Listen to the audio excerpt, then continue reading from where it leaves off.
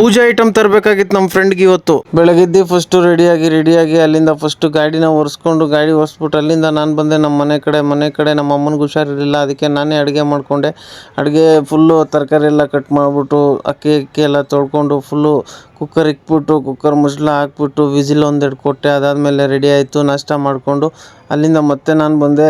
ಅಲ್ಲಿಂದ ನಮ್ಮ ರಿಲೇಷನ್ ಮನೆಗೆ ಡ್ರಾಪ್ ಮಾಡಿಬಿಟ್ಟು ಅಲ್ಲಿಂದ ಮತ್ತೆ ಹೋದೆ. ನಾನು ಬೊಮ್ಸಂದ್ರ ಬ್ಯಾಗ್ ಕೊಡ್ಬೇಕಾಯ್ತು, ಬ್ಯಾಗೆಲ್ಲ ಕೊಟ್ಬಿಟ್ಟು ಬಂದೆ. ಮತ್ತೆ ಅಲ್ಲಿಂದ ನಮ್ಮ ಫ್ರೆಂಡ್ ಫೋನ್ ಆಗ್ತಾ ಬಾರೋ ಬಸವನಗುಡಿ ಒಬ್ಬ ಪೂಜೆ ಐಟಮ್ ತರಬೇಕಂತ. ಅಲ್ಲಿಂದ ತೋಗರ್ಗೆ ಹೋದೆ. ಅಲ್ಲಿಂದ ಅವನ್ನ ಪಿಕಪ್ ಮಾಡಿಕೊಂಡು ಮತ್ತೆ ಅಲ್ಲಿಂದ ಹೋಗ್ತಾ ಗಣೇಶ ಕಲೆಕ್ಷನ್ ಕೊಟ್ಬಿಟ್ಟು ಮತ್ತೆ ಅಲ್ಲಿಂದ ಹೋದ್ವಿ.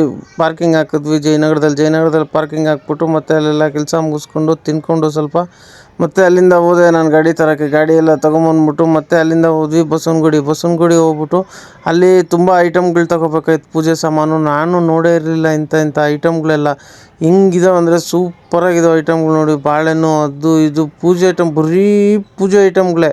ಪೂಜೆ ಅದು ನಮ್ಮ ಫ್ರೆಂಡ್ದು ವರಮಹಾಲಕ್ಷ್ಮಿ ಪೂಜೆ ಇತ್ತಲ್ಲ, ಅದಕ್ಕೋಸ್ಕರ ಫುಲ್ಲು ಡೆಕೋರೇಷನ್ಗೋಸ್ಕರ ಎಲ್ಲ ಐಟಮ್ ತೊಗೋಬೇಕು ಅಂತ ಹೇಳ್ತಿದ್ದ. ಅದಕ್ಕೆ ತುಂಬ ಅವ್ನು ತಗೊತಾನೆ ಇದ್ದ. ನಾನು ವಿಡಿಯೋ ಮಾಡಿಕೊಂಡು ಅದು ಯಾವ್ದು ಇಷ್ಟ ಆಯಿತು ಅದೆಲ್ಲ ವಿಡಿಯೋ ಮಾಡ್ಕೊಂಡಿದ್ದೆ.